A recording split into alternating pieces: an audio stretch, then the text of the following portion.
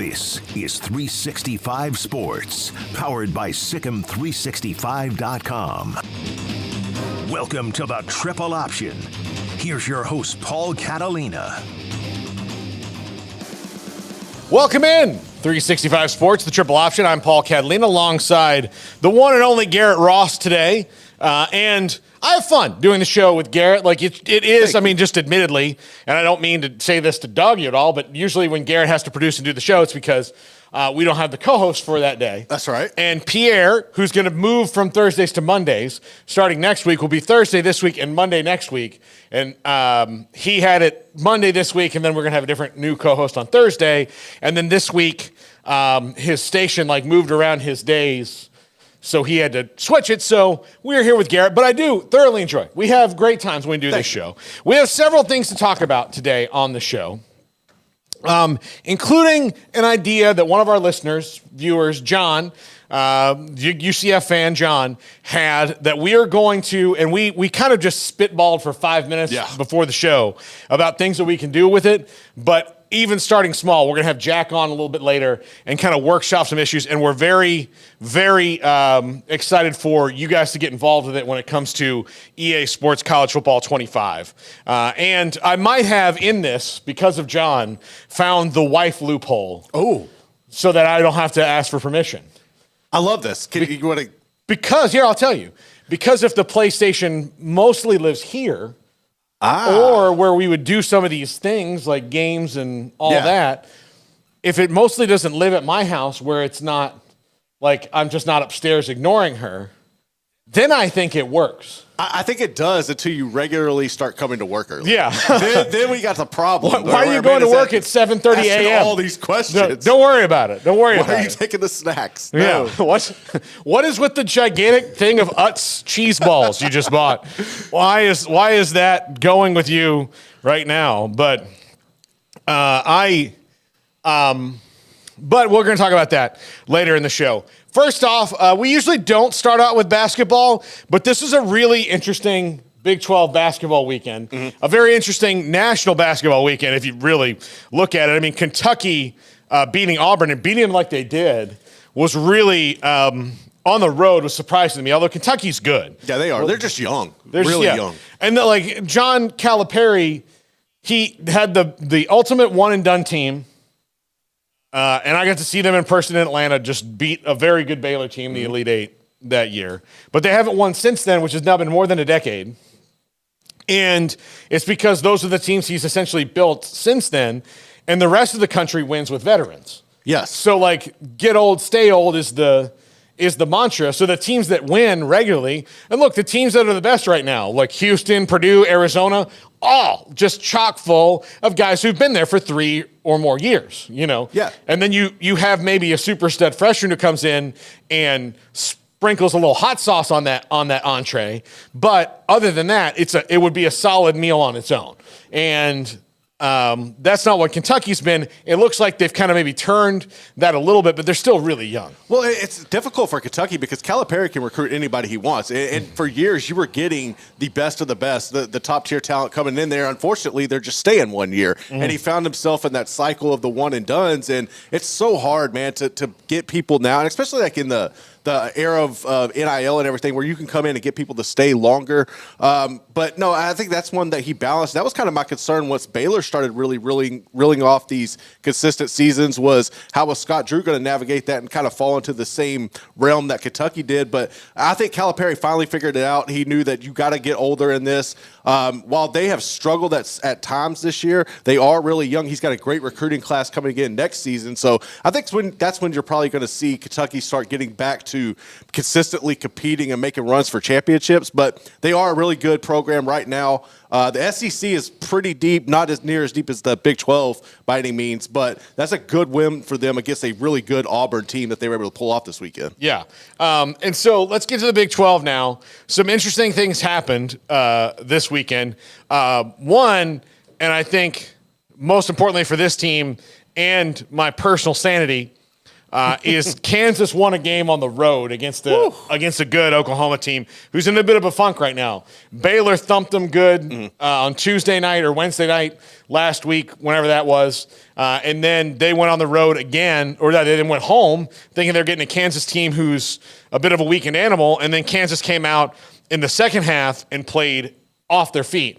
So they looked like the Kansas team we've seen. They just haven't done that away from Fog Allen since the Big 12 schedule started. So that's a big one for Kansas to be able to do that. They got Kevin McCullough back. The whole roster was everybody was available. Now, they still didn't get much production off the bench, but from their starters, I think 4 of the 5 in double figures, if I'm not wrong, and KJ Adams had 9. So, yeah, they were just knocking on the door. Only 2 points off the bench, and that's really what you're probably going to see from Kansas. It's no more than 10 off the bench on any given night.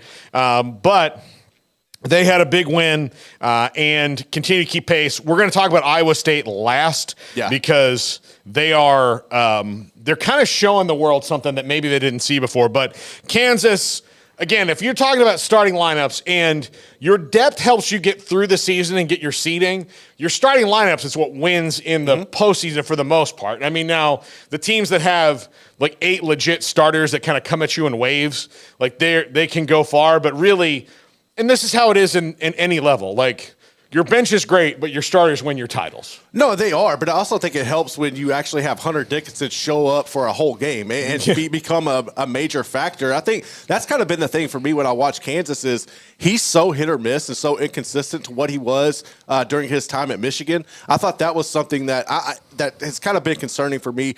I like Johnny Furphy. I think he's one of my I think every team in the Big 12 would want him on there. Oh, every team in the country would want Johnny Furphy. The energy he brings is absolutely ridiculous. That game that they escaped Baylor in Kansas, I wanted to watch him and Jacoby just go one-on-one. Yeah. Because they were so insane. But Furphy's fun to watch. But, yeah, I think when Dickinson is on, that's the difference maker for them. And especially now, he's got to bring this type of play consistently if they want to make a run in the Look, if he goes 20-16 like he did, I mean, they're going to win that game most of the time. And Furphy, here's the thing I'll tell you about Furphy. He has no fear of anything. No fear. So that's the one thing about freshmen, and I think Jacoby Walter especially after the other day or the last 2 games, I've seen him kind of move past it. Where I think he was a little bit. I want to say fear, but he wasn't a killer. Yeah, Johnny Furphy's a killer, man. Yeah. He's the kind of dude that you have no problem with him taking the last shot from wherever it is. If he's the one with the ball in his hands, he's confident even as a freshman. All right, Baylor and West Virginia. This is a place that normally for Baylor is really tough to play, and it's really tough for everybody to play. They really controlled this game. They really did a good job of moving the ball up and down the floor. This is one of the first, the last 2 games are the first time consecutively that they've had games since the Big 12 started where they've controlled the game pretty much beginning to end. Yeah. I mean, I know that was, when you're talking about close early, but once you have that point, the under 8 timeout is when I look at, how this game is going at this point. And the under 8 timeout, the last 2 games in the first half, they've been in control. They've been in control. They've willed their way. They've played their style of basketball. They haven't had to change anything. Now look, West Virginia cut an 18-point lead to 10 in the last 3 minutes. But Baylor still wound up winning by 13 points. So that's something they kind of have to watch. There was never, to me, in question, but there was a point where, man, they're really kind of standing on the accelerator right now. You can't – you can maybe let West Virginia get away with that because they're not the best team in the Big 12, obviously, at 3-9 in the league and 8-17 overall. But they're still a Big 12 team, and they still have played a tough place, and you can't let the home crowd get back in it. But I was impressed to see that Baylor has now strung 2 games together in a row, which they hadn't done for a while, where they showed that, yes, we are a top team in the league, and we are going to beat a team that we should beat no matter where it is. No, I think it was also impressive to see both of your guards in Ray J. Dennis and why am I drawing a blank there? Jaden Nunn go off, because it's usually one gets scoring and the other kind of checks out. But literally everybody for Baylor was just bringing the energy offensively. You saw the consistent scoring across the board from their team, and you were able to rely on your depth of rotation. I think me and Jack were talking about this earlier. Watching Yves Missy and the progression of him this year has been really remarkable. I think he is. I would love to see him come back for another couple of years. I don't know if the way he's, as well as he's played this year, if that's going to be realistic or not. I think he's got some really good draft odds. Jack says he's gone. So, but I mean, just watching his progression, it's so cool because Baylor has had good big men in the past. He's definitely, I think Jonathan Chuma could have been their biggest one. Unfortunately, the injury. Yeah. But Yves Missy has the potential to be the best big man Baylor's ever had. And I hope he gets to stay here a couple more years. Yeah, I do. I think he's going to go, though. He's only played basketball for 3 years of his life. It's crazy. So it's unbelievable seeing how much better he's getting. I'll tell you, the other day, the one who is fun to watch and should make Baylor fans feel okay about Yves leaving is Josh Ojanwuna. Yeah. Was fantastic. He had a career game. He had steals, and not even just big man steals where you I just swatted the ball. He had a steal and he ran the floor. It was, I thought I was high. I was like, no, this is insane. So they've got good things going on. I thought, now moving on to Houston, who's a legit championship caliber team. Yeah. And the reason I continue to see this is that even in their losses, they look good. And then when they can get a team like Texas, who is admittedly below where we all thought they would be, but still very talented, and beat them by 21 points. And never for a minute in that game did you think Texas was going to get back in it. No. Not from the tip. It just, when you can take a team that's good, Texas is not great, they're good, take a good team like Texas and absolutely grind them into a fine powder and have essentially I thought at the end of the game that the court guy was literally mopping up the remains of Texas. There goes that guy. Whew. Yeah. Squeeze him out of the bucket. Maybe he'll reform. I mean, they just got beat so bad. And, Rodney Terry, I don't know what the long-term future is for him there, but that's a great he's going to have to fight off the you were the interim coach. We made you the full-time coach because you did so well, but you had this great roster and you've clearly taken a step back.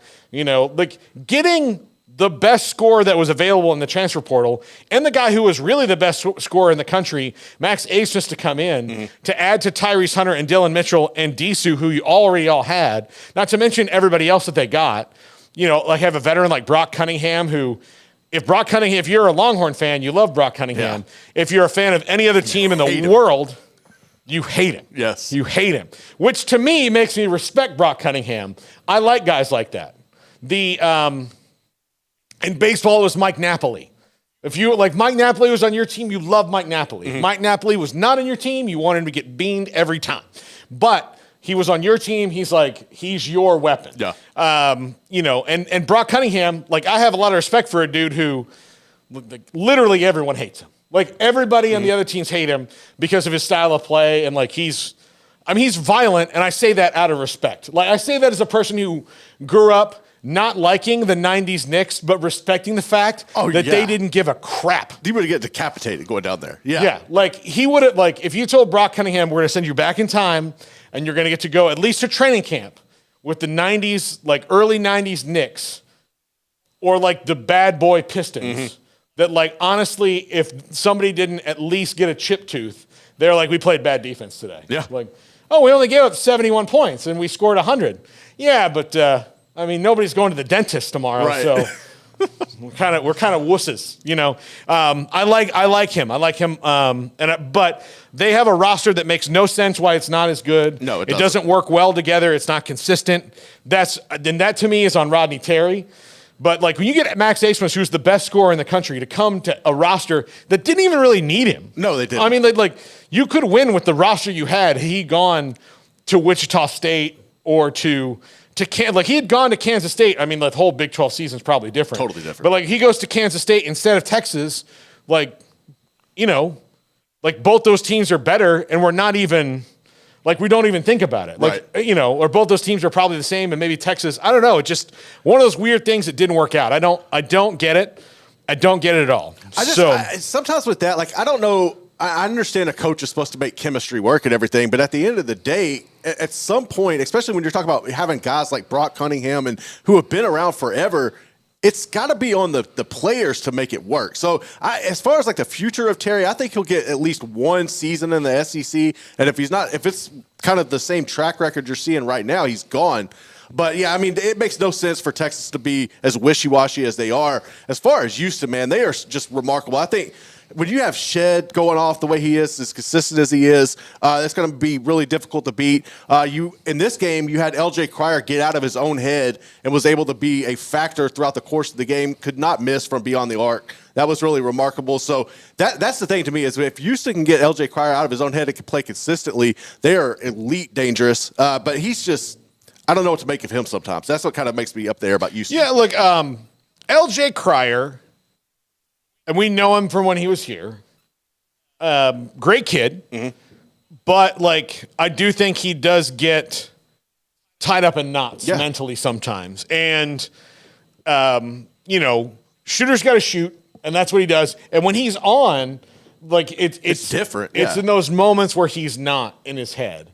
And I think part of the reason he does get in his head is that he will have rough games defensively just because he's not his thing. Yeah. It's not his thing. And it's not his thing because he doesn't want to do it. But, like, the games where he has rougher games is where he has, I'll throw somebody like Pop Isaacs is bigger than him. So when he has to guard Pop Isaacs, it's a little harder, right? So when he has to do that because you've got these long guards that, get in your face. Mm-hmm. Again, against Kansas, he had a great game. But also they were down by a lot. Yeah. And what he was doing defensively wasn't mattering because what Houston was doing defensively, Kansas shot 75% for the whole game. It was like canceling them out. Yeah, it was like, well, what are you going to do? Yeah. And like every time he would get hot, Bill Self would take a timeout, yell at them, and they'd come back on the court and be like, okay. We'll fix that. Sorry, coach. No, we forgot we were winning by as much. Yeah, no, we got it. Just real quick, I think Mike Boynton's, little fiery talk got into Oklahoma State, at least for a week. TCU and Kansas State was a really good game, and TCU came out on top in that one.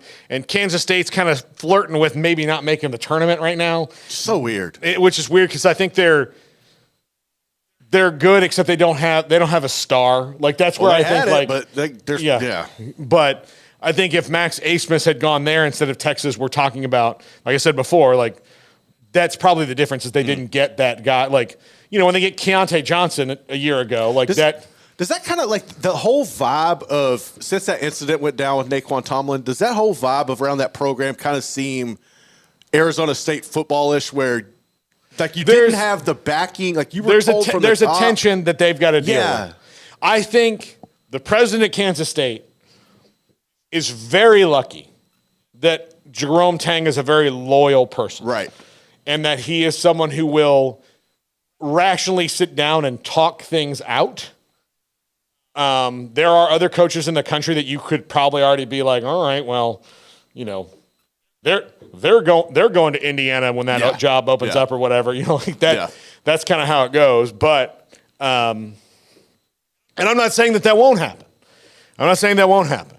But I do think that like it could have got a lot uglier. It could have got a lot uglier. Coach. But like again, Jerome Tang is a very patient man. Mm-hmm. He's a very so I think that's lucky because it could I'll just use an example of like Dana Holgerson, in football. Yeah. Like Dana Holgerson had the perfect AD for him. Chris Pesman loved Dana, but had Dana Holgerson been at a different school? Well, he was at West Virginia. That said, didn't work. Like eventually it was like, no, I'm just going to go. Yeah. Like we're not seeing eye to eye. I'm just going to go. And that might happen with Jerome Tang. I'm not saying it wouldn't, but I would say it's less likely to happen with him than anybody else because he wants to be there. Well, I think he loves it there. Also, if this would have happened like 5 years into his tenure, he probably would chunked the deuce. Like, he doesn't have that loyalty. It's year two. You gave me my first opportunity as a head coach. I think the timing of it kind of plays into that. Yeah. And finally, in this segment, a team that is now going to get started, we're going to start talking about a lot more, is Iowa State. Yeah. They're very good. I think they're up to number 6 in the country right now, and they're shooting up the charts. They played, and look, it was at home, but that's a really good Texas Tech team that goes all out at you all the time, and they withstood a run at the second half and built a lead in the first half, really controlled the game the entire time, really balanced throughout, 5 guys in double figures, they had Trey King with 8. So, they're, right there. Everybody's just playing to their absolute peak right now. And as you make this run through February into the first part of March, Iowa State's a team that I don't want to play. Right. I don't want to play them. I especially don't want to play them at Hilton Coliseum. No. I absolutely don't want to play them there. But they're very good, and Otts is doing a great job with this Iowa State team. And it took them, that first year was kind of a mess. And then, once he got them pointed in the right direction, you look at, them over the last couple years, they just keep going up and up and up and up. And part of it, look, that's a team that can get old and stay old because the guys that Iowa State's going to get for the most part, they all have stars. They lost Tyrese Hunter in all this, right? Yeah. Tyrese Hunter went to a conference rival, and they're still fine. Because if you're probably not going to fish in the same waters as Duke and Kansas and UConn if you are Iowa State, but you're fishing in adjacent waters. Yeah. But guys who aren't necessarily going to be one and dones. And then when you do get a one and done, it's usually surrounded by guys who've been there, they're all fourth-year juniors and fifth-year seniors. That's how it works there. People stay. They just stay. And so I think that's what he's got right now is a veteran team of guys and a good mix of young talent that's kind of inflected in there. And they're deep. They they can kind of come at you. They played 9 guys, I think, the other day. And got 20 off the bench. Yeah, got 20 off the bench. You can't sneeze at them. They're very, very good. No, they are. And I think that's the thing with them is with not having star players on there, you have more of a camaraderie. Everybody bought in with the same mission. They're dangerous because you're only going to get better. Their defense is elite. They can shut you down there. They're not. I think having the battle tested of going on the road in the Big 12 will benefit them. Kind of like Kansas. Kansas' road woes right now will be different once they get into the tournament and you don't have to a true road environment. But no, Iowa State's one of those programs that can get old, stay old. Aggressive defense. They're going to be mismatch nightmare for most people in the tournament, and I wouldn't want to draw them if I'm on the bracket. I do not want to be across the bracket from Iowa State. No, absolutely not. They're good on both sides. They do everything well. When we come back, Sark is rolling in it right now. Rolling in it. What a contract he's got. Private jet use, whatever he wants. $10 million a year. Pretty much, anything you could say you want in a contract, Sark is getting it right now. I'm sure he could be like, listen, I would like you once a week to go slap a guy in the face that I have no tolerance for. And they would just send a guy out with big hands and be like, this guy, slap him, bam. They would have done it. The Horns are buying big on Sark. I can't say I blame them. Now, I do know, I saw a message board genius that said, this is the Jimbo contract. I'm like, well, no. It's a little different. He was actually in the playoff and not almost there. Yes. You were right there. It's not the Pinewood Derby. You gotta go win. You gotta go win. But yeah, he's right there in year number 3 at Texas. A Saban disciple going to the SEC. A no-brainer, but we're going to talk about Sark's new contract, what it means for Texas going forward. That's coming up next. This is the Triple Option on 365 Sports. If your business is like most, you need things done quickly. But if you're still tying your critical applications together on multiple shared public networks, you've probably been feeling the slowdown. And that's no good for business. A private UPN fiber network can get you and your business moving at the speed of light. Whatever you need, we can build it. Internet, Metro Ethernet, Waves, dark fiber. We deliver custom private networks and are focused on business customers only. Our next generation 100% fiber optic infrastructure offers you low latency and ultra scalable bandwidth with speeds up to 100 gigabit to run your critical applications. Your connection won't be limiting your performance anymore. It's diverse and scalable, so it can grow and change as your business grows and changes. And with a secure carrier-grade private network, you'll have all the reliability you need. Contact UPN today to learn more. Fast just got faster.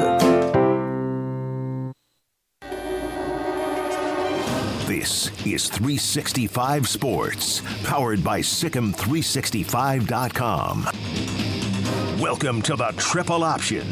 Here's your host, Paul Catalina. Welcome back, Paul Catalina and Garrett Ross. G-Money. Nobody's called him that since Q left. Yeah. But we saw Q 2 weeks ago. Did see Q 2 weeks ago. And first thing he said was G-Money. He did. So, yeah. So, there we go. Garrett, I'm going to tell you this story. So, my wife had to renew her Sirius XM. Mm-hmm. I have never had it in a car because when you work for a radio station, you can't really listen to other things. Yeah. You have to, stay loyal. Yeah, I mean, but it's not even loyal. It's just if somebody calls up and goes, "Hey, are you hearing what's going on in the air right now?" And you'd be like, "Oh no, I was rocking out to Rick Springfield." They're gonna be like, "What are you doing?" What is your job? So the other thing is, even when you're away from work, you're just listening to make sure that nothing goes wrong. We didn't in our station, we didn't have an actual dedicated engineer. We would contract out, which is what medium and smaller market stations do now, which is an absolutely terrible idea. It's horrible. It's a horrible idea. But so you had to listen because if something broke, we had to go and fix it. Even when we're there, there are many times where you'd call and be like, "Hey, are you close to the radio station?" I'm almost there. All right, I'll be there right behind you. We'll figure out what this disaster is. So for a long time, even though I wanted Sirius XM, I never got it because I think I had a 3-month trial. It lasted a week of me trying to listen to it. And then, we had a week full of technical disasters over and over and over again at different times of the day. Just ruined it. I was my paranoia wouldn't let me enjoy it. So as soon as the 3-month trial was over, I was like, "No, I can't. I want to, I can't." Right. So, but now that I'm, living a normal, healthy life, my Amanda had to renew her subscription, and I get now a discounted rate and free months for her to add my car. So while I was in Vegas, she put it in my car, and I've been so addicted to it and listening to it and flipping around, and I love it. It's great. But yesterday we went up to Fort Worth and back just to kind of get out and stretch our legs, and so on the way back, we found TikTok radio. What? Yeah, it's on Channel 4. It's it's all the popular songs on TikTok. And let me just tell you, I've never once. That sounds like a nightmare. It was a nightmare. I have never once in my life felt so out of touch with a group of people as I do with people who are liking music on TikTok. I couldn't be me. Because... Is that you, Jack? Yeah. I was like, what the is this? Everything. And then some of it wasn't even bad. It just was the names of the artists seemed like they were made up. Yeah. Look, I lived through the 80s and early 90s. So I know what a shit band name is. I know that you're not going to make it. Nobody is going to an Oingo Boingo concert now. If they were never going to make it because their name was Oingo Boingo, there are people that I can tell you, they are going to be one-hit wonders. Mm-hmm. But, the whole time I'm listening and going, "Oh, man, this is it. This is where I feel 61. This is how it feels. This is the first little thing. The world when you're aging gives you little bitty clues as to what your life is going to be 20 years from now. And listening to TikTok radio was that for me. And not that I didn't like any of it or I thought it was these damn kids today. Mm-hmm. It was just I just felt so lost. Yeah. That's how I am 90% of the time. If my wife and daughter are talking about anything pop culture or something in my house, I have no clue I pay no attention to it. I don't know. Yeah. Garrett, you would say, of all the people I'm pretty plugged into the news. You stay pretty active, yes. News all across all kind of news. Yes. Whether it's, political news or world news or, entertainment news. I'm well-rounded. I am maybe not into, the salacious murder news like my wife is. So, occasionally there'll be something what was her name? The girl who was in a wheelchair, but she wasn't really. Her mom was like... This is the one where the mom made her... She ended up killing her mom. Yeah. Her boyfriend killed the mom. We watched the whole documentary, the 2020 documentary about it, which was interesting. But I had not I had not heard about it when it happened. Also because I think it was 2015 or something like that, 2016. I was super busy at the radio. There was no room for a murder in a state that I didn't live in. As far as Gypsy Rose. That's Gypsy Rose. Thank you. Gypsy Rose. Thank you. So Gypsy Rose, and Amanda's just shocked. I had no idea about Gypsy Rose, and I was like, now I feel stupid for not knowing because it was a big deal. That's how I found out even about it. Was apparently she has a TikTok or something, and my wife and daughter. Yeah, that's how I found out who she was. I never heard of it until then. Yeah, it's very weird to me that we follow. So weird. People like that. Look, her story is complicated. It's complicated. I don't know how to feel about it completely. I get it, but I don't know how to feel about it. Yeah. I'm watching it. Here's the other thing. She met her husband. Her husband wrote her a letter while she was in prison. Yeah, I never get that. That's always red wondered, flags. he was saying in the documentary, if you write a letter to this celebrity, who was a normal celebrity, his friend, I'll write a letter to Gypsy Rose. I'll be like, you are losing this battle. Their letter's not going to get answered. Yours will, but I don't know if you want that. Mm-hmm. So it was weird. Anyhow, moving on. Steve Sarkisian got a massive contract. Yes, he did. His salary is essentially doubled. $10 million a year, bigger assistant pool, private jet whenever he wants it, a home, car, everything. He's got the Lincoln Riley contract, essentially, which is what everybody's going to get when they do those things now. But he's got Lincoln, it looks to me almost exactly like Lincoln's contract. And this is the first time I really feel that Texas has made, since they let Matt Brown grow, and I'm still not sure that was looking back, that was the right decision. But I do think that they had maybe reached a point with Mac where he wasn't recruiting the right way. He went all in on Garrett Gilbert and it bit him in the ass. That's what happened. It wasn't just that. It was they were recruiting guys because they were trying to be the number one class, not because they were trying to get guys that could do what they wanted them to do. Mm-hmm. So it wasn't just Garrett Gilbert that didn't work out. That was the big thing. But because everybody would have taken Garrett Gilbert. Everyone wanted him. He could have gone anywhere in the country. But Mac, also he wasn't getting the same offensive lineman. Oh, but this guy's a 5-star. But they just kind of fallen into, well, this guy is from here. He wants to go to Texas and he's a 5-star. All right. Well, is he going to work as hard as those guys? Because I don't think people understand that 05 team and to that 05 to 09, that era, we'll just say that 6 or 7 year era where Texas really took off under Mac Brown. Those dudes were high recruits, but they worked really hard. And look, the jury was out on Vince Young early on. He was a bit of a mess. And then it took Texas letting the reins go on him for him to become what he was. Which is probably also why he wasn't as successful in the NFL, because if he would have came into the NFL now, it would be totally different. Him and RG3, it'd be totally different. Be completely different. But that's why in the NFL, the NFL couldn't at the time wrap their heads around that. Plus, Vince had a bit of maturity issue. Yeah, he has a problem. Those kind of things. But kind of like Vince, Kyler Murray's going through a little bit of what Vince did. Maybe not as bad, but Vince was just. I think he had some wrong people around him, too. Oh, yeah, he had a terrible agent who was stealing money from him. That was all these things. But I think that I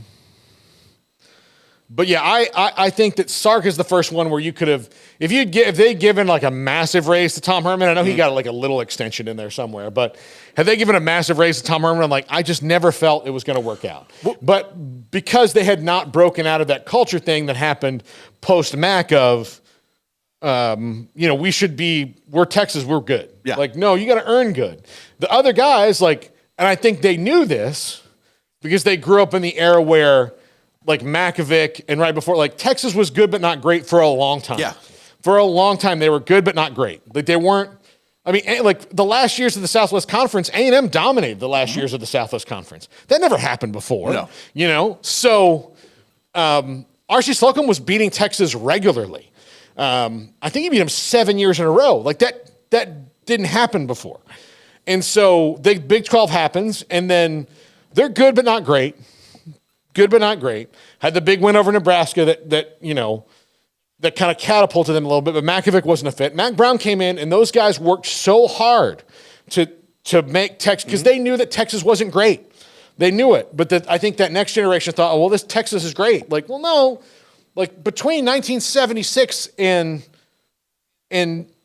before those guys got there, they were just good. Yeah. Like, they were just good. You know, they would play, again, like that Cotton Bowl against Miami in 90 or 91, whatever that was. Like, they just got absolutely shredded. Like, when they would play teams like that, they would lose. So now they've got a coach and they've got a system in place that I think should make them feel confident going into the SEC, especially, and here's how things work out for Texas all the time. All the time. So the biggest mountain, there's two gigantic mountains Texas has to climb in the SEC. One of them is Kirby Smart. Mm-hmm. And that's a mountain that everybody's going to have to climb for probably the next 15 years, at least. Because he's very young and he's wildly successful. Then the second mountain you have to climb was Nick Saban Mountain. Well, Nick Saban Mountain's gone. And you win at Tuscaloosa and won last year. Yes. So Nick Saban Mountain left before you get there. Now, there's other smaller mountains, the LSU Mountain. The fact that A&M, look, you still have to climb the Oklahoma Mountain. A&M Mountain is actually one that they're going to have to, it's going to be a thorn in their side. I don't think it's going to flip any time to where it was like R.C. Slocum in the late 80s and early 90s. But that's going to be a thorn in their side because there is so much vitriol there. Mm-hmm. But if they were, we're going to scale the two highest mountains, well, one of them just got really smaller. And no offense to Kalen DeBoer, but we have no idea how that's going to go. He's got to prove it. He's got to prove it. So, you have some of the other mountains, but, one of the biggest ones just voluntarily got out of your way. And so, rolling in with Steve Sarkisian, who was in the Nick Saban coach rehabilitation program, I mean, I don't think you could do it. So, all right, so when there were two things that stood out to me from the contract in general.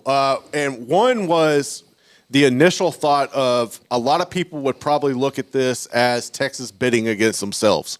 We see it all the time with, I view this as not that. I think this is different because Sark has been able to do, kind of like you were saying, something that hasn't been able to do there. Anybody has been able to do at Austin for a long time. So I don't view that as them bidding against themselves from that standpoint. And as you head into the SEC, you have somebody who understands it. So I think that was good for them. The other thing that stood out to me was the golf. What was it? The damn country club thing. Yeah. Because there was a lot of things about, okay, well, if you're getting all this money, then you can get your own country club. To me, that would be the part of it I don't want in my deal. Because when I see that means I'm automatically being told you're going to have to go and meet face-to-face with boosters, donors, and deal with the behind-the-scenes stuff that you don't necessarily want to. They're forcing your hand and saying, you're going to have to see us. Yeah, I could be totally wrong, and I would here's accept the thing. that. I would take it for the perks you get with the country club he's getting to go to. But also that is something you have to do nowadays, and you especially have to do it at Texas. And it's something that, they had an AD, Steve Patterson, that was horrible at it. Mm-hmm. I always think of Chip Brown's article where he sat down with a guy he was about to ask for $3 million from and said, look, I got 20 minutes. And the guy's like, wait a minute. You're asking me for money. Yeah, No. You have if you want this money, you have as long as it's going to take for me to understand why you need this much money. You don't get to be 20 minutes, $3 million, yes or no. Right. No. Look, Garrett, if I asked you for $10 and I said you have to decide within 5 minutes, you'd be like, no. Can't do it. You didn't think about you didn't even give me time to listen, this is why I need $10 from you. You specifically, not anybody else in the room. Right. I want your $10. You'd be like, no. Can't happen. You don't have time. Not gonna do it. Hey, think about loaning me $10 tomorrow. You might go home and think about it and be like, listen, I thought about it and still no, but I appreciate you giving me the time to understand that my $10 is important to me. But I think Sark, I think he's going to do great. I think he's he's kind of proven everybody like that believed in him right or the doubters wrong, that this is a guy who can win as a head coach and win in big styles, because his tenure at USC was really sloppy. Obviously, he was going through some personal demons. Washington was good but not great. I mean, like, he had been good enough at Washington to where he sprung that into USC, but now at Texas, he seems to have really found himself. And again, I credit a lot of that to being in that Saban program where it reboots you and makes you look at things like, okay, here's how I want to do things, but this is how Nick Saban does them, and these are the kind of guys we need. And the biggest thing I think he did, which really messed up the Big 12 this year, was when they asked him, okay, you're in the SEC, what's the difference between the SEC and the Big 12? It really is they're the best at getting the big dudes. They're the best at getting defensive linemen and offensive linemen. And when Texas won in 2005, they were 8 deep on the defensive line. When they played against Alabama in 2009, they were about 7 deep on the D line. And they had O-lines that were just ridiculously scary. And they had not had either of those for quite a long time. And then you had probably the best defensive line in the country, top to bottom, that they had this year. And guess what? They went to the playoff, and they lost to Michael Penix because he didn't miss on a pass all night long. But, I do think that, and look, save this segment because I have not dogged the Longhorns once in the 15 minutes we've been talking about them. So, it's a miracle. Yes. Gold star it, Longhorn fans. I did not even manage to get a dig in at all. I don't know if I'm proud of myself or ashamed. But when we come back, Jack McKenzie's going to come here. We're going to spitball some ideas about our college football 25 maybe group tournament that we'll have with the listeners and on the site, the viewers. We're going to try to figure it out, and we want some crowdsourcing feedback on this. Again, this is like not even phase one of the project. Right. This is like the meeting before the meeting, before the real meeting, but we do need to maybe crowdsource some ideas every day. And then Garrett and I are going to do NFL Draft Rapid Fire. This is 365 Sports. If your business is like most, you need things done quickly. But if you're still tying your critical applications together on multiple shared public networks, you've probably been feeling the slowdown. And that's no good for business. A private UPN fiber network can get you and your business moving at the speed of light. Whatever you need, we can build it. Internet, Metro Ethernet, Waves, dark fiber. We deliver custom private networks and are focused on business customers only. Our next generation 100% fiber optic infrastructure offers you low latency and ultra scalable bandwidth with speeds up to 100 gigabit to run your critical applications.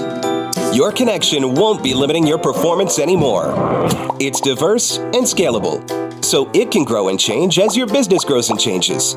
And with a secure carrier-grade private network, you'll have all the reliability you need. Contact UPN today to learn more. Fast just got faster. This is 365 Sports, powered by Sikkim365.com. Welcome to the Triple Option. Here's your host, Paul Catalina. Welcome back. Joined now by Jack McKenzie. And today's version of Look How Short Paul Is. I'm not quite on Royden's level. And look, here's the deal. Jack is the person you'd call tall, but he's not Garrett tall, and he's not Royden tall. And there are taller people than both of them. Yeah, I'm not weirdly tall. Yeah. I'm average tall. Yeah, he's just tall like you, like Jack. Like if I was like trying to set Jack up with a girl, and she's like, "What does he look like?" Oh, he's kind of tall. Like he's a tall guy. I'm tall, like I can easily get all these helmets off the top shelf without ruining anything. Yeah, I can't do that. I've in fact been banned from doing it. Yes, I have banned you. Yeah, I've been banned from doing it because I kind of have to do the little like leap. So yeah, we've got a little LED strip up there that he knocks down a lot. Yeah. It's not. Anyway, but look, sometimes here's the thing. Let me tell you, this is for the young people out there. Emery, listen up. Sometimes if you're not good at a thing, they'll stop asking you to do it, and then you don't have to worry about it. And this is a thing that I learned from David Smoke, who's good at a lot of things. But if you're bad enough at a thing and you're annoying about it, like he is with his computer, people will stop asking you to help with theirs, and you can just focus on you. So It's a really complicated and long way around being selfish, but if you got to do it, you got to do it. You got to do what you got to do. Yeah, but no, I love it. But like Smokey, like honestly, like I wish we could just get him like a steam-powered computer that had 2 functions and just 2 buttons to hit. That way he'd be like, why does it do this? Well, you didn't hit the right button. Like right button does this, left button does this. Kind of like gas and brakes. Like that's what we need. He's fine with that. Yeah, but he's all gas, no brakes. Yeah, exactly. He'd only use one button. Like Sark. Yeah. So nice callback, Jack. So we have potential. We have a potential sponsor, John, who threw this out to me this week about getting a PlayStation here, a PlayStation 5, and us doing content based around college football 25. Yeah. Which I think everyone would be game for. And I think Emery might be the most excited. Yeah. So John loves all the podcasts. He loves Garrett, and he really loves Garrett. Man, he really does. He loves Garrett. Thank you, John. Because Garrett showed UCF a lot of love. Yeah. Hey, they made Joe Burrow. So so we met John in Orlando when we were there. Yeah, love John. Yeah, John's great dude. We text all the time. I have this idea. We've had this idea about like a tournament we play. We record it. We talk. We have other ideas that are maybe even bigger than that, but we've got to like see if the people involved in that would let us do it. Yeah, that's the biggest thing. There's some stuff to figure out. Some stuff to iron out. Stuff to iron out. But here's my first proposition to you, Jack. We have 2 divisions that play through like a season. Make it simple, not like a dynasty. Like maybe we can create dynasty later when we figure it out. We can get deeper later. We're deeper later, but like maybe just do a season and like we can have a draft of teams. That way, like, we don't have 11 people playing with Texas, like. Oh, please no. But like you go in, we'll have a draft, like, okay, we'll randomize it. We'll go to a randomizer website. We'll have a draft of things, and you go in and like, if Paxton wants to beat Texas, if he has the right one, then we can do that. And so we go through and we play through a league. I say there's 2 divisions of the league. There is the Geezer League, which would include guys like me and Garrett who are married and have to carve out time a little bit more to participate than the rest, and it might take us longer to get better at the game. So we're all kind of maybe on the same level. And then we will have the Young Buck League, which would be guys like Emery or you that are maybe more adept. That way we have that. And then the championship, so to speak.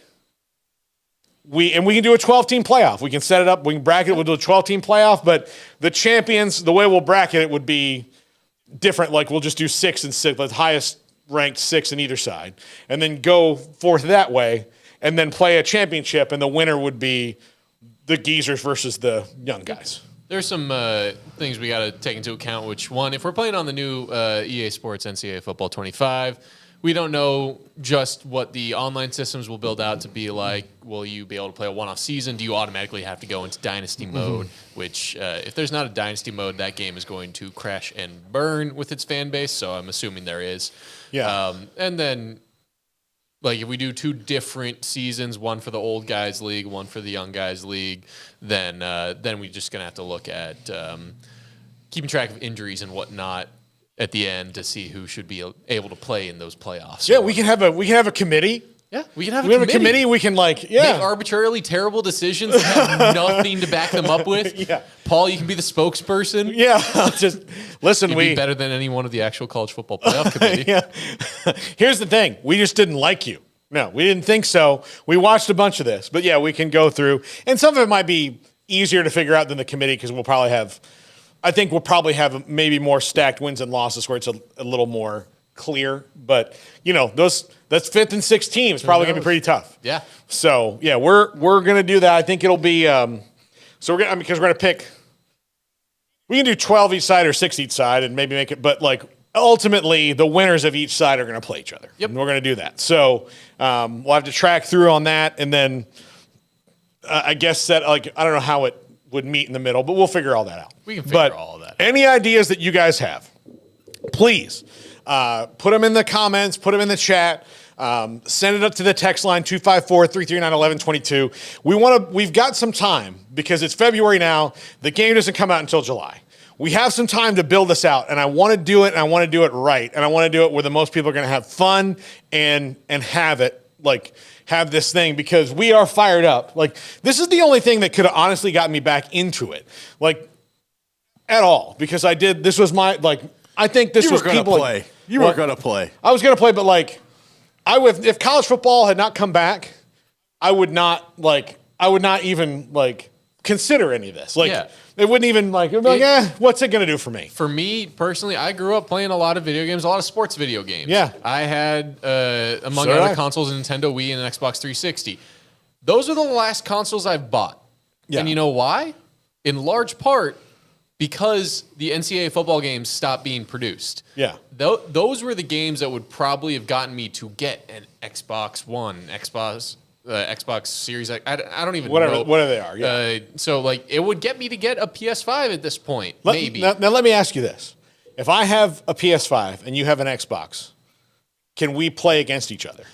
So that's actually something that's been pretty interesting in the news lately, is that Microsoft is looking at no longer doing title exclusives because there is a big push in their player base for cross-platform play, and they'd rather get on the forefront of being more accessible to everyone and maximizing profits across all platforms, rather than being like trying to maximize profits for their console by keeping stuff only on their platform.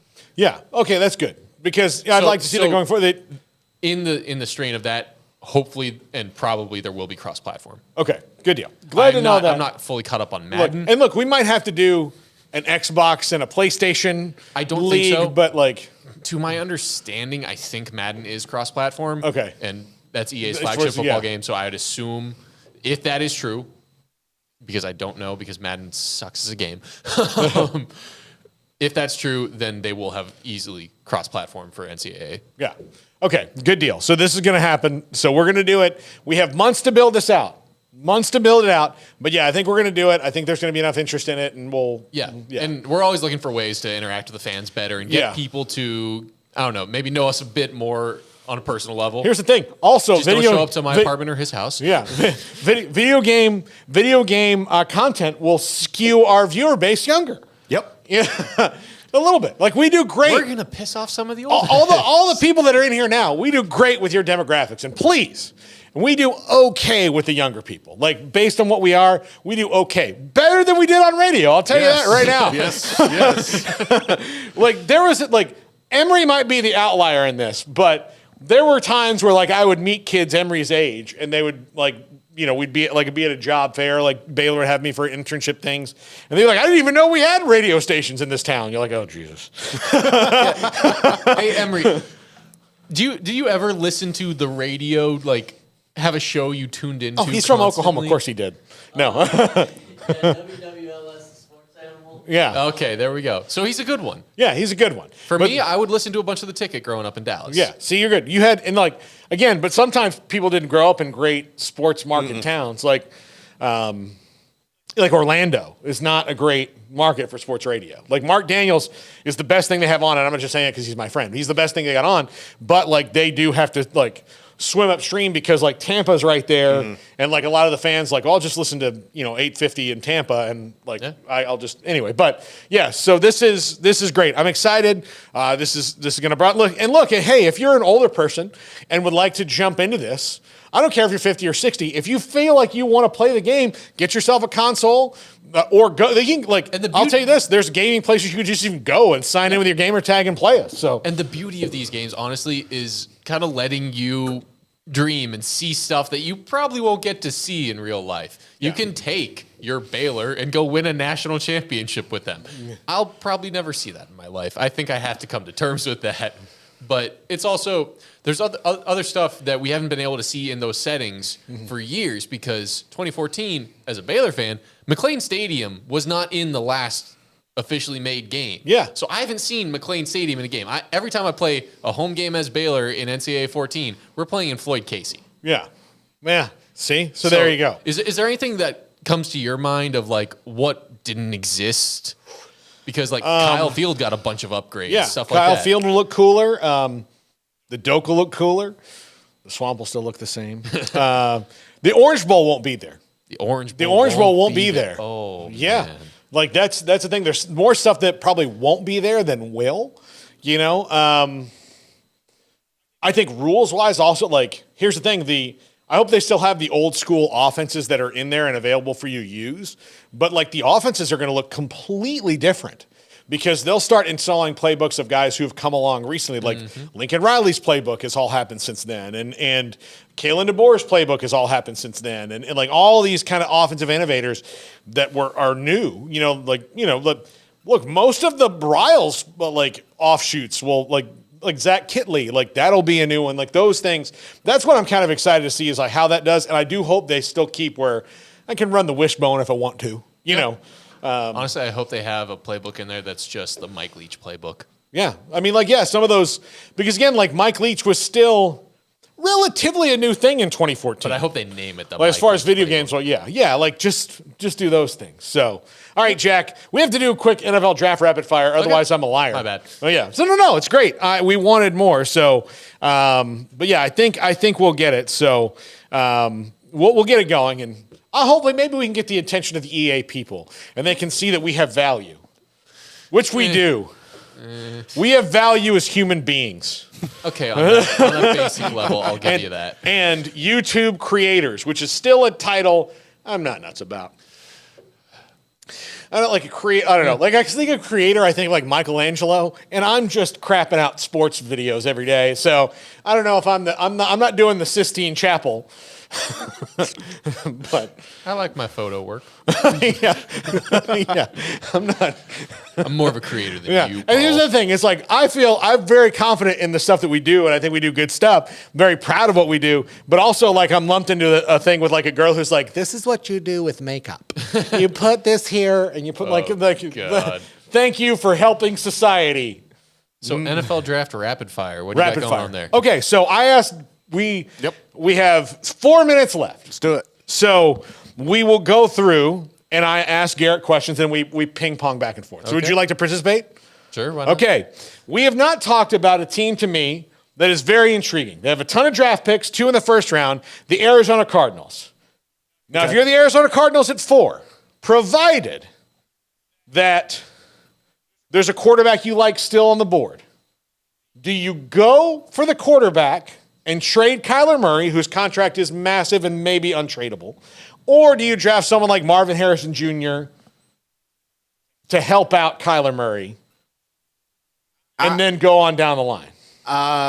For me in that situation, I would just try to ride with Kyler at the moment, build up around it, and that way if it doesn't work out with Kyler, you at least have pieces in place for the next guy to bring in to help out. That way they're not left in a void of what could become mediocrity. I think the contract situation with Kyler does mean he's probably untradeable, which means you're going to have to be dealing with dead money, which I'd rather be building around him and then maybe have to bottom out. Yeah. Here's what I would do, because they do have maybe 11 draft picks, which could probably turn into 15 if they wanted to by trading down. But they have 11 or so draft picks. I might be wrong on that, but they have a lot. I would take a quarterback like Michael Pratt, Jordan Travis, Talia Tagovailoa, somebody in those middle rounds that their big strength is maturity, because you're not especially Pratt and Jordan Travis, those guys are leaders, they're mature, that they'll understand they're stepping in and they're going to be fighting for their job, or they're just going to learn to be a backup. They do have Clayton Tune from Houston, who was a rookie last year, who I also like, but I think just to maybe push that a little bit, I would get somebody in there who's kind of famous for his leadership. And maybe that can help push Kyler a little bit too. And then because Kyler's also injury prone because he's a runner, just somebody who can maybe run the offense similarly when he's out, and you don't have to change too much. But we'll see. All right. The New York Giants, and this will be the last question. All right. The New York Giants have Daniel Jones for a ton of money. They're not going to probably draft a quarterback unless Caleb Williams kills a hooker and they're the only ones who are okay with it, which I don't think he's going to do. He'll get off. He'll be fine. No, but like they're probably not going to draft one because they have $43 million invested in Daniel Jones. So if you're the Giants, what do you draft at 6 to make Daniel Jones more valuable? Also knowing that Saquon Barkley is a free agent and may or may not be back. I don't know like the status along their offensive line, but I would try to get somebody to help anchor that and keep Daniel Jones on his feet and not get beat his brains beat in, and maybe try to find him a receiver. But I don't know I think I would probably go with the line at that moment. Yeah. Okay. I think the hit rate on first-round offensive linemen is going to be higher than the value is going to be better for an offensive lineman over a receiver. The hit rate is going to be maybe better, and definitely hold off on a running back. Well, yeah. Like, come on. Those are going to be a dime a dozen. You're not getting the next Saquon at that up there. Like, No, I don't there's see not a guy like that in this draft. There's not a guy like that in this draft. And Saquon might be back. Like, they'll know that before the draft, but keeping that in mind that, like, there's a chance that somebody says, no, we're going to take Saquon here. Get a guy who can protect Daniel Jones better and open up, like, make Saquon want to come back. Yeah, like, exactly. Yeah. Obviously, the decision will be made before the draft.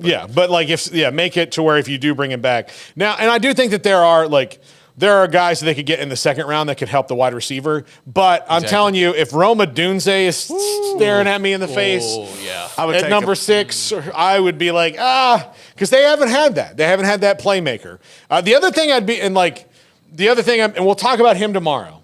Tomorrow we're going to talk about Brock Bowers. So think about Brock Bowers is going to be our rapid fire. And Royden won't be here, so I'll have to have somebody else in here. Maybe I'll get Jacob. But Brock Bowers will be our rapid fire guy. We'll do that tomorrow. But I would say the Giants, if they didn't have Waller already, that would be also a place I would look at Brock Bowers. But he may not get there because the Chargers in front of him, that one kind of makes a little bit of sense to me there. But we'll see. I don't know what Jim Harbaugh's got cooking. Nobody does. He just kind of comes out of the room and says, this is what we're doing. So hamburgers. Yeah, not about a hamburger. It's not so much more than that. Anyway, well, that's going to do it for us. Thanks to Jack. Thanks to Emery. Thanks to Garrett. Thanks to all you in the chat room. Again, text us 254-339-1122 if you have any ideas about our college football tournament, gaming, like EA Sports thing. Just send us any ideas. There's no stupid ideas. There's only stupid people with ideas. So don't feel afraid to send us anything. And we will know who you are if you're that person. We've got some of them in the room. They know. Absolutely. That's going to do it for us. We've got an interesting guest, Bill Farley, who wrote a Substack article on FSU's potential financial exit strategy that should make the ACC kind of nervous because it appears from what he's researched that they kind of have their financial ducks in a row and just need a court case to go their way. So we'll talk about that at 4 o'clock, plus other things. We got Dennis Dodd today as well. This is 365 Sports. If your business is like most, you need things done quickly. But if you're still tying your critical applications together on multiple shared public networks, you've probably been feeling the slowdown, and that's no good for business. A private UPN fiber network can get you and your business moving at the speed of light. Whatever you need, we can build it. Internet, Metro Ethernet, Waves, dark fiber. We deliver custom private networks and are focused on business customers only. Our next generation 100% fiber optic infrastructure offers you low latency and ultra scalable bandwidth with speeds up to 100 gigabit to run your critical applications. Your connection won't be limiting your performance anymore. It's diverse and scalable, so it can grow and change as your business grows and changes. And with a secure carrier-grade private network, you'll have all the reliability you need. Contact UPN today to learn more. Fast just got faster.